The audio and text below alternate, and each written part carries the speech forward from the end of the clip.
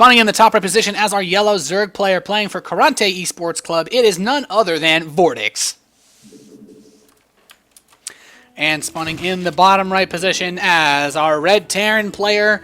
You know, he got the macro game that he was looking for. I think he's going to get a lot more chances to macro in this series than versus Frere. He is teamless, and he is aLive. So, Arkanoid TvZ. We've seen some crazy stuff on this map. If you've watched Kespa's Pro League, you've seen some really crazy strategies. We've had really fast Nidus Worm rushes, really fast drop play. I think the Nidus play is my favorite personally. This is Wings of Liberty, of course. This is series number 2 of our RSL 4 Group C match. After this series will be VortiX versus Frere, so stay tuned, guys. We got a lot more great games coming at you. This is only game number 3 of this best of 5, so we got a couple more left at least. And it looks like aLive is going to go for Command Center first again.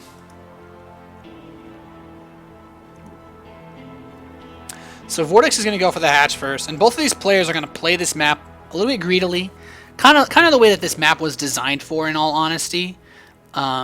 We've seen a lot of interesting one-base play, though. Game number 1, I recall, between aLive and Frere was both players doing crazy amounts of drop harass. It was really incredible to see the kind of micro that these players could really put out against each other. So I'm excited for this game.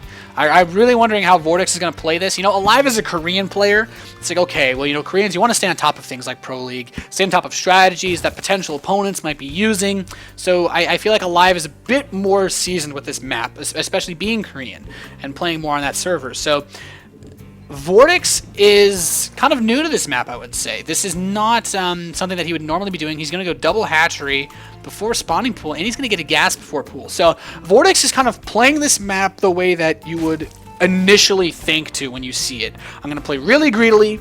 I'm going to take these 3 bases really quickly, and I'm just going to try to go for a really, really heavy macro game, possibly just 3-base play. You know, you can go for 3-base Mutiling timing with 2-2. That's one of the strongest timings currently. Not as popular in the meta anymore, but definitely punishes a lot of the play that's been getting late tanks. We have a gas follow-up for aLive. He's getting a tech lab on his barracks. So most likely get a Reaper to scout, and this is a little bit more standard. Like we say, of course, in Heart of the Storm, you don't need to get a tech lab. So VortiX, who sees this, will be like, okay, well, I know you have a tech lab. You're getting a Reaper to scout, most likely. So this, it's not unusual to go Command Center first into Reaper when you're playing on Neo Arkanoid. And the way this Reaper is rallied, it's going to kill this creep tumor, and then it should be able to go up and scout VortiX. I'm not 100% sure where the actual scouting paths are, but there are only so many ways you can get through. There are actually these cliffs placed in the map to allow Reapers to move around on the low ground, which is pretty awesome the way it's designed. We have a 3rd Command Center being started for aLive, so both players being very, very greedy. We have speed started for VortiX just now. He has 3 hatcheries, pumping out drones, getting tons of queens, and he's really going to ramp that production up very, very soon. Reaper kills this giant creep tumor. You can see actually like the dead shell of a drone that was in there evaporating. And yeah, he's going to land that natural expansion, and the Reaper's going to go over and shut down this one as well to get his 3rd, so I'm actually not sure which direction he's going to scout in. Another gas being taken, and 2 additional barracks for aLive, so it looks like he wants to go for this bio style of play once more, starting his stim pack upgrade. The lair is now beginning at 5 minutes and 40 seconds for VortiX. It would seem early, but going double hatch before pool, he doesn't have to worry about making units. He can afford to be very greedy. He's scouted his opponent is also being greedy, so he doesn't have to worry about a really fast drop rush, cloak banshee, anything like that. And even then, getting the fast lair would only help deal with that. So this should be a pretty interesting macro game.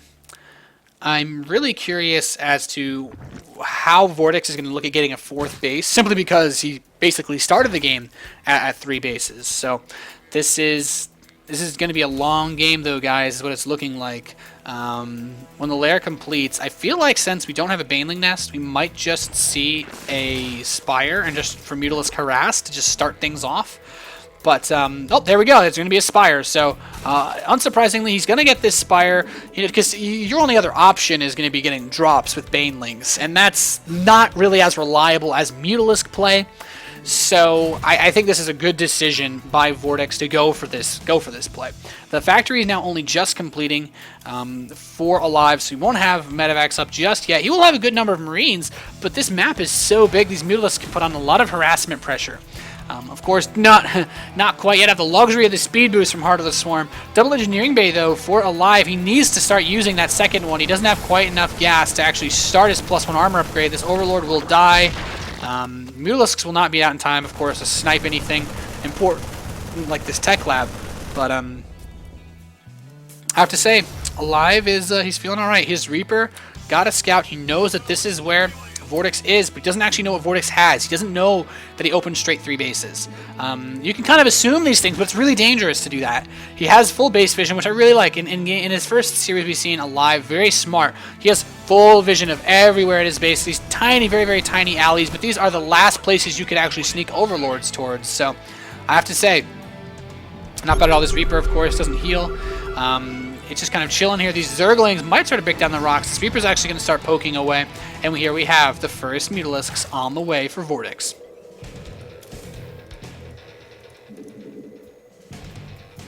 Now, aLive has his sim. He's getting his combat shield and starting his first couple medevacs. His +1 armor is going to be pretty significantly behind. It's about a minute behind his +1 attack. And the Mutalisks are going to start popping out now. This Reaper will be killed by them. Oh, I wonder if aLive spawn. No, the Mutalisks are here. There we have missile turrets now starting for aLive. So he is going to be nice and snug versus this. But this Overlord sees all, and it sees no missile turrets at this mineral line. So here we go. The Mutas are making their way downtown towards aLive's base. He will have missile turrets at the natural expansion. There is a Viking here as well to help zone them away, which I think is a really, really nice touch. He needs to pull back, though. Don't want to lose the Viking. Oh, there we go. Great pullback. Almost loses the Viking. And oh, my God. Actually, nothing was lost there, I don't think. That's crazy. He's going to repair the Viking. Very smart. He's like, you know what? I'll get another missile turret just in case. Missile turret's now starting at the 3rd base. And, yeah, this is looking very, very normal. Hive is on the way, though, so another really fast Hive from VortiX. And I feel like with this choice of composition, this game he could go really fast and Fester Broodlord, and with the 2nd Spire starting, it looks like it's going to be a Broodlord opening for VortiX for this Hive that he's getting. And his Mutalisks are just going to harass, buy him time, keep aLive contained, prevent any drop harass, prevent anything from stopping him to getting that Hive tech so quickly. Although I will say his upgrades are pretty behind VortiX. Excuse me, aLive. His 1-1 is about a minute in. The +2 is about 20 seconds in for aLive. So if he goes for a 2-2 timing, he could do a lot of damage to VortiX, and that might be what he needs to do, because if he hits before the 2-2 of VortiX, even though VortiX might have Ultralisks out, he might have maybe a Broodlord or 2 out, he is not going to have any upgrades that can stop these Marines and Marauders mowing them down. He won't have the chitinous plating. He won't have the +2 armor. And this is a big window, I think, for aLive right now. Getting supply blocks a little bit rough, though. Started a bunch of supply depots to help deal with that, but a little bit of a slip up there. And I have to say, we have a lot of infestors. The Greater Spire is now on the way with that Hive completing. I have to say, this is the opportunity for aLive to do some pressure. This is his moment. He has this 2-2 on the way. He basically just has to wait for it to be about 75% done before he starts to break through the rocks, try to go in for a push. 1-1 is almost complete for VortiX. He's getting the adrenal glands for those Zerglings and attack a little bit faster. And Corruptors are on the way, so he's getting ready to go straight into Broodlords, and this is going to be a pretty close timing if he goes for it. He's pumped out a lot of Marines. He has that double tank production that we saw in previous games, but I'm not 100% sure. This is going to be interesting because if the Corruptors are already ready, it takes 34 seconds to morph them. So I feel that since he hasn't broken the rocks yet to go out towards VortiX's base, he's not going to be able to push when I think he needs to, in all honesty. Viking doing some harass on this Overlord here. Man, these Mutalisks are like, ugh! Tried to catch him. It's like that bully at the playground. He just runs over, shoves him, and then the teacher tries to get him, but he's gone.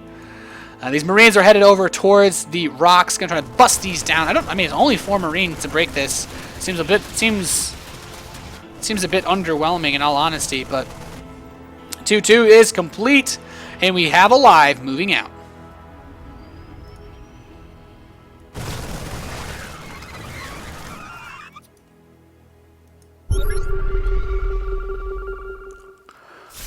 He's going to spot some of these Zerglings, so VortiX knows that aLive is coming, but the first Broodlords are on the way. There's a ton of Infestors, so much energy for fungal growth.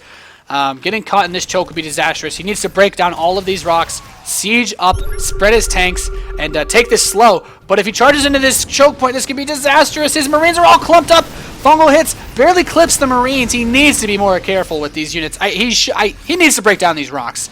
He's in a great defensive positioning for funneling the Zerglings, but the thing is, VortiX doesn't need to attack into him. He has Broodlords. He can force an engagement. Fungal growth hits these Marines. The Broodlords are going to mop them up, and now aLive, he has a supply lead, but how much is he going to be able to do with it? There's a lot of units on the field for VortiX. I will say that there are no Banelings, but the medevac count isn't high enough yet to mitigate the effects of fungal growth, so this is awkward, to say the least. More Broodlords are on the way. No fourth base. A drop hits the the natural of VortiX. He got a couple drones there. He got 14 drones. So nice play there during the engagement by aLive. And I like that he pulled back. He has the 4th and 5th command centers on the way. There's no 4th hatchery coming in for VortiX. So it looks like VortiX is just going to push on 3 bases with his Broodlords and try to engage here. But this is a lot easier. Infestors can't help these units. If he gets enough Vikings up, he can deal with this. You know, the biggest thing is that you can't fungal growth, you know, that far. And these Mutalisks are okay, but they don't have the range really to attack the Vikings.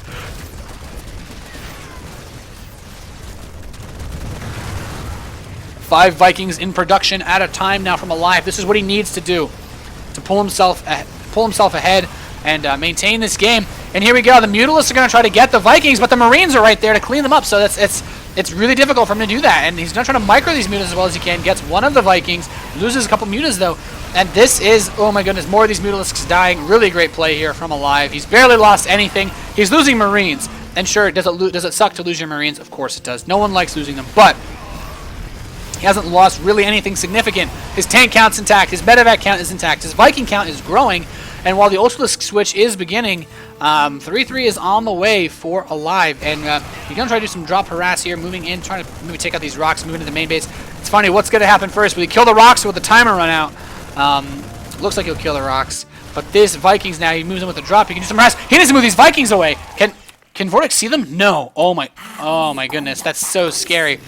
Drop shutdown at the 3rd base. This, oh my goodness, move your Vikings away. Oh my god. This is like giving me nerd chills. I'm so scared right now just looking at this. Ultralisks are on the field though. They do have that chitinous plating. They don't have +3 armor. There's no +3 attack, no +3 armor. And +3 is actually just finishing now for aLive. So he's going to be ahead in upgrades. He's going to start making Marauders. He saw the Ultralisks, so he should be prepared for this. He has a good Viking count. He needs to stop making them, though. Moves into medevac production. This is exactly what he needs to do. And he's going to float this this command center over. He sniped his creep tumors earlier already. Actually, I don't know if these are on a timer. Yeah, I guess they are on a timer. That's cool.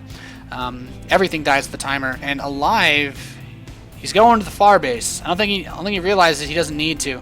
But that medevac doesn't have any units in it. And these Vikings are actually going everywhere to scout for expansions. I love this. He's making 100% sure that there are going to be no ninja bases from VortiX.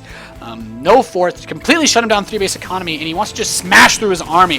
Here we have the Zerglings moving up. This tank count is really solid for aLive. All he needs to do is not get caught off guard. But the big Zergling attack is going into the 3rd base. The Ultralisks and Infestors might try to crash through the front. This is really good, but he's going to save the SCVs. If he saves these command centers, then this will be fine. The Marines are not there just yet. He's going to lose one of the command centers. He looks like he might lose his 2nd one. It's very low on hit points. He's landed the bottom left. He's building into a planetary, but lost a bit more than he would have wanted to. And those Zerglings, very, very cost effective. Meanwhile, VortiX has taken the top left base. aLive denied one of these bases. Doesn't see this one, but he needs to be careful. Medevac drop heading into the main base. Man, I never thought I'd say that on Arkanoid. That's a tough place to drop this late in the game. The Zerglings are running in towards the 3rd again of aLive. The Marines and Marauders here are poised, though. They're ready to fight. The Medevacs are here to heal. Is there too many Zerglings? He has the upgrade advantage, so aLive should be able to push this back, and so he shall. But now, the Infestor Ultralisk army is coming in, but all the tanks are sieged and ready to deal tons of damage. The Ultralisk, though, there's no buffer for the tanks. They're moving in. The fungal growths are going to hit them. The Ultralisk do so much damage versus armored. He's waiting for the bio to come up and reinforce this, but the fungal growths have been spent. The Infested Terrans have been thrown, and a lot of these Ultralisks have died. Man, how close. Drop heading into the third base. Push heading into the natural. Gonna move back here. A fungal growth could catch these, but is there enough energy to kill this medevac? I'm not so sure. His Vikings still not spotted that left side base. aLive needs to scout it. No, his Vikings are heading away. The drop hits the third. Again, there's barely anything mining here. These drones had to be pulled. The medevac here will not be able to do anything. And these Zerglings are going to try to run in and stop this attack, but with that upgrade advantage, aLive is dealing a lot of damage. He needs to get some workers, though, in the bottom left side. A Zergling scout was killed by this planetary fortress, so he knows that there's a base there. VortiX, but he can't really hit this base. That's just across a really, really long field to get there. That's just not going to be an option for him right now. And these drops from aLive are really keeping VortiX in check. VortiX barely any gas to rebuild his expensive tech units, and I feel like aLive has put himself in a commanding position to win this game. He really needs to get some mules down, though, and additional gas geysers. He's not mining here. There's like 3,000 gas left at his third base. I think he's getting a bit ahead of himself. He actually isn't mining out of this geyser as well, so aLive's ability to produce units is a bit limited, but he's not so worried about it. He's going to move in now, and all he needs to do is siege up these tanks. Boom! The Zerglings are going to flank, but there's not enough energy on the Infestors to fungal this army to death. He's going to stutter step backwards versus the Ultralisks.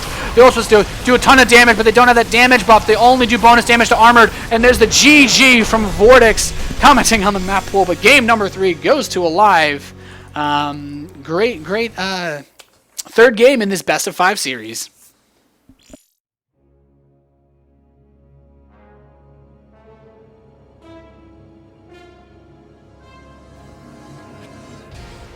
Alright guys, so alright, well, I'll let you guys know as soon as we get into the next game.